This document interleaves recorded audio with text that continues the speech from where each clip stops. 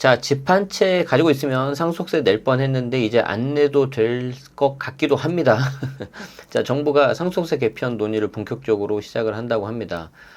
사실 약간 늦은 감은 있어요. 개인적으로는 현재 정부가 들어서기 전에 대선 후보 그 선거 기간 때 그 당시에는 이제 민주당이 야당이었었죠. 그래서 국민의힘 측하고 곧바로 이거 내일이라도 만나서 개편하자라고 당시 이제 후보 시절이었던 이재명 후보께서 말씀을 하셨는데 그때 그냥 확 해버리지. 늦추면 안 돼. 그래서 이제 여기에 대해서 이제 7월 정도에는 세법 개정 때는 나오지 않을까 했는데 안 나왔다가 얼마 전 기자간담회에서 이거 좀 얘기가 나와서 다시 좀 이제 논의가 되는 것 같습니다. 결론적으로는 살짝 아쉽습니다. 그전 정부에서 추진했었던 유산취득세에 대한 얘기는 안 나오고 있고 공제금액 정도만 이렇게 상향이 될 것 같은데 그 공제금액조차도 당시 민주당에서 나왔던 18억이 아니고 17억 정도로 좀 약간 줄 것 같아요. 그렇지만 뭐 논의되고 있는 거가 그래도 다행이라고 생각은 되는데 이 상속세에는 조금 아쉬워요. 왜냐면 이게 내 의지대로 되는 게 아니잖아요. 약간 개인적인 거를 좀 말씀드리자면은 저도 이제 좀 저희 친척분께서 얼마 전에 돌아가셨는데 이 부분이 이제 개편되기 전에 됐단 말이에요. 그래서 좀 뭐 될 거면은 좀 더 빨리 됐으면 좋겠는데 어쨌든 보도록 하겠습니다. 자, 매경 이코노미 기사입니다. 11월 9일자 그러니까 이제 제가 라이브 하고 있는 그 어제 날짜에 나온 기사네요. 자, 상속세 공제제도 손질 본격화 시작됐고 일괄 배우자 공제 상향안 발의됐고 동거주택 상속 공제 확대도 검토 중이다. 그래서 지금 보면은 굵직굵직한 거는 건드리지 않고 간단한 것만 일단 하겠다는 거예요. 자, 9일 국회와 정부에 따르면 기재위 산하 조세소위원회는 상속세 개정안을 본격 논의할 계획이다. 자, 지난 7월 정부 세제 개편안은 포함 안 되는데 대통령 취임 100일 기자회견에서 상속세 공제 한도 상향 필요성을 거론하면서 이번 정기국회에서 개정해야 되지 않겠냐며 주문하며 논의가 재점화됐다. 여당 내부에서도 상속세 완화 방향에 별다른 이견이 없는 것으로 알려졌고 특히 집 한 채만으로도 상속세 대상이 포함되는 사례가 적지 않은 만큼 부자 감세 비판론에 너무 얽매일 필요가 없다는 게 여권 인식, 그리고 야당인 국민의힘에서는 상속세 인하에 더 적극적인 입장이죠. 그래서 여야 간 공감대 형성은 이미 뭐 됐다고 보고 있고요.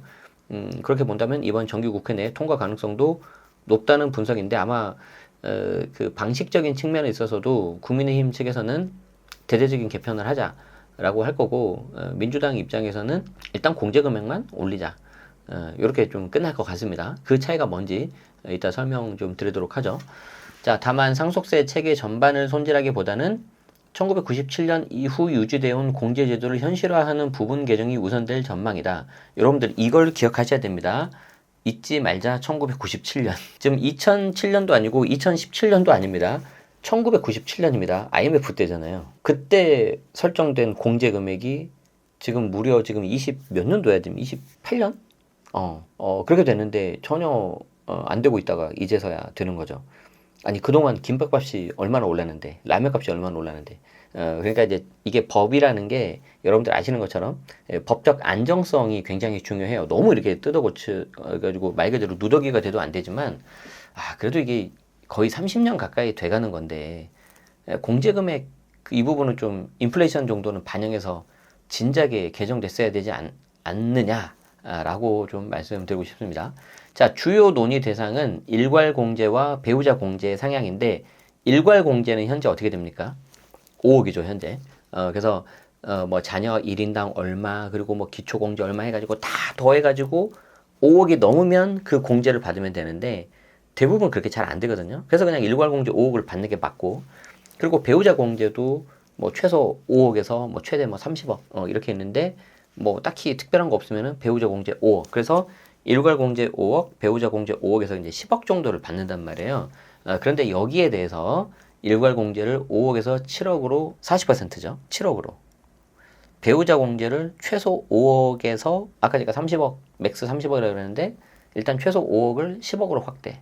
그러면은 이제 똑같은 로직으로 7억 일괄 공제 받고 배우자 공제 10억 받으면 17억이 되는 거야. 아니 그러면 여기 봐요. 이게 중요하죠. 이 대통령이 당시 대선 공약으로 제시한 일괄 8억 그리고 배우자 10억과 같은 맥락인데 이 1억 어디 갔어? 이거 어디 갔어? 1억. 아 이거 참 여기서 또 이렇게 커브 변화구로 주시면 어떡합니까? 아 그냥 할 때 그냥 7억. 어감이 좀 그런가? 이거 더하면 제가 읽진 않겠습니다. 임광영 국세청장이 국회의원 시절 발의했던 유사 개정안도 현재 본회의에 계류 중이라서 비슷하게 뭐 될 것 같습니다. 자, 동거주택 상속 공제 확대도 주요 검토 대상이다. 자녀가 10년 이상 부모와 함께 거주하다가 일가 일주택을 상속받을 경우에 최대 6억까지 공제받는 현행 제도를 좀 현실화하자. 이게 이제 말 그대로 동거주택, 같이 살고 있는 주택 같은 경우에도 이제 좀 약간 현실적인 부분을 좀 반영해서 내 집하고 좀 비슷한 거잖아요. 같이 살고 있었으니까. 그래서 자녀가 10년 이상 부모와 함께 거주하면은 최대 6억까지 공제를 받는데 이것도 좀 너무 작죠.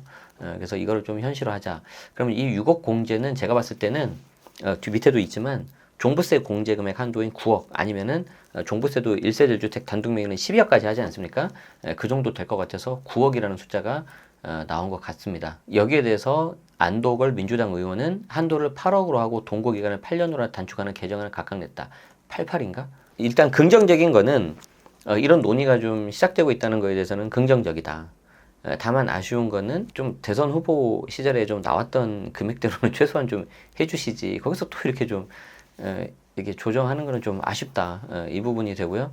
그리고 이왕 이렇게 된 거 이번 정기 국회 때는 꼭 이렇게 통과가 돼서 내년 1월 1일 이후 뭐 이렇게 시행도 좋은데 비록 정부가 다르다 하더라도 이전 정부 즉 윤석열 정부에서 이렇게 제시했던 그 날짜에 맞춰서라도 좀 이렇게 소급 적용해서 좀 해주시면 좋을 것 같아요. 하긴 뭐 이게 상속이니까 큰 의미는 없을 것 같긴 한데 곧바로 좀 시행해서 좀 많은 분들이 좀 현실화된 부분들을 좀 적용받으면 좋을 것 같습니다.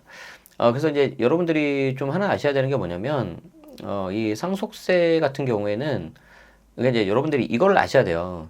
내가 이제 그 부동산 제가 생로병사라고 하는데 내가 취득을 하고 이거를 계속 쭉 가지고 있다가 이제 나중에 좀 더 비싼 집으로 인플레이션이라든지 어떤 자산 가치 상승이라든지 이렇게 되면 이걸 내가 팔아서 양도세를 낼 거냐 아니면은 그냥 내가 팔지 않고 무상으로 증여 또는 상속을 할 거냐 이렇게 되는데 항상 그래서 이제 양도 상속 증여 세 가지는 같이 보셔야 돼요. 그래서 예를 들어서 내가 취득을 한 10억 정도 했다. 근데 나중에 한 20년 정도 살아가지고 이게 한 30억 정도가 됐다. 뭐 그럴 수 있잖아요. 그렇죠? 그럼 내가 이거를 비과세가 아니라고 가정을 하면 양도차익 20억에 대해서 양도세는 대략 한 8억 정도가 나오는데 물론 이제 명의하고 뭐 장특공이라든지 필요경비 다 다른데 대략적으로 제가 한 겁니다. 내가 8억을 내면은 22억이 남잖아요. 그러면 22억을 가지고 내가 좀 일부는 현금을 쓰고 일부는 좀 자녀한테 현금 증여할 수 있고 뭐 그렇게 하셔도 되고 아니면은 뭐 나는 괜찮으니까 자녀한테 그냥 좀 무상으로 이전하겠다. 그럼 내가 이거를 증여를 하면 증여세가 거의 한 10억 가까이 나와요.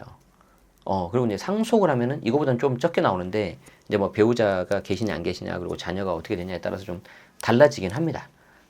아시겠죠?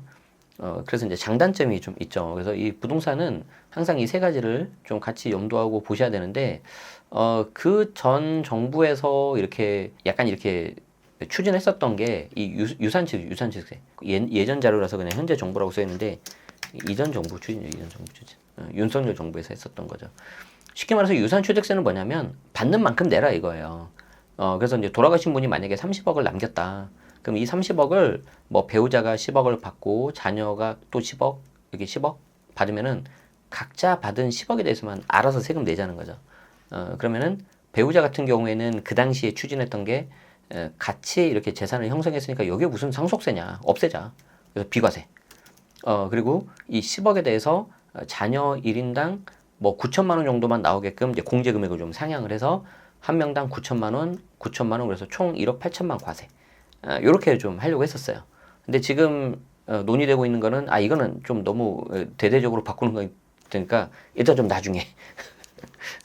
그래서 좀 그 이야기인 거고 현재는 유산세랍니다. 유산세는 뭐냐면 이제 피상속인 이제 돌아가신 분이잖아요. 그래서 돌아가신 분의 재산을 전체를 다 더합니다. 전체를 다. 그래서 전체를 다 더해 가지고 이 30억에 대해서 뭐 아까 있었던 배우자 공제, 일괄 공제 하면은 대략 한 4억 4천 정도 나와요. 대략. 이거는 그냥 제가 임의대로 한 거예요. 이걸 뭐 절대적인 숫자로 받아들이시면 안 됩니다. 그럼 이 4억 4천이 왜 나오냐면 돌아가신 분의 자산을 일단 다 더해가지고 때리니까 세금이 좀 높게 나와요. 그리고 이 4억 4천에 대해서 남아있는 상속인들이죠.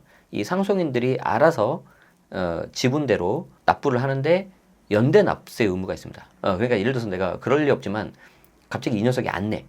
그러면은 요 분하고 요 분이 같이 또 돼야 돼요. 그래서 이 방식의 장점은 국가 입장에서는 세수 확보가 좀 용이하죠. 금액이 크니까. 그래서 좀 세수도 더 많이 걷고 연대 납세 의무가 있으니까 좀 이렇게 추징도 편하고 좀 관리적인 면에서 편하지. 그런데 이 유산 취득세를 하면은 과세 형평에는 이게 저는 훨씬 더 유리하다고 보죠. 왜냐하면 받는 만큼 내는 거니까. 그런데 다 따로따로 상대를 해야 되잖아요. 그러니까 이제 좀 복잡하고 국가 입장에서도 4억 4천을 거둘 수 있었는데 1억 8천밖에 못 가져가는 거죠. 그래서 이제 이 부분이 좀 다르다는 건데 개인적으로는 유산 취득세로 가는 게 맞지만 어떤 정부 입장이라든지 뭐 현실적인 문제 관련된 법 체계를 다 바꿔야 되잖아요. 이게 대대적인 그런 부분들이 시간이 많이 걸리기 때문에 만약에 이번에 15 대책에 나왔던 정부 용역 뭐 맡겨가지고 조세 부동산 세제 합리화한다면은 이 부분도 좀 같이 좀 하면은 어떨까 라고 힘차게 외칩니다. 물론 뭐 개인 일개 유튜버기 때문에 신경 안 쓰시겠지만 좀 이렇게 좀 해줬으면 좋겠어요. 그래서 이거 잊지 마십시오. 1997년 너무한 거 아니냐 지금 이게 너무한 거 아니냐. 이거 좀 바꾸자.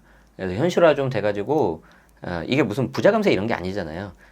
현실 부분을 좀 반영해서 불합리한 부분을 좀 없애자 이렇게 좀 했으면 좋겠다는 마음에서 오늘 이 기사를 골라봤습니다.